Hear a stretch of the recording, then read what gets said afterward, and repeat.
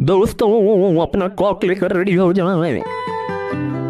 अरे मेरा मतलब चिकन लेके रेडी हो जाए, आज हम बनाएंगे देसी चिकन नगेट। दोस्तों चिकन खाना गलत है, वैसे भी इस पर बहुत चर्चा होती है, तो चलिए चिकन से ही जानते हैं। अरे हमनी का बोले ई इंसान जात बहिनचोद साग सब्जी खा सकता है, फिर भी हमरे प्रजाति के पीछे पड़ा है। पूछो तो बोलता है कि अगर नहीं खाएंगे तो पूरा दुनिया भर में हम लोग कब्जा कर लेंगे।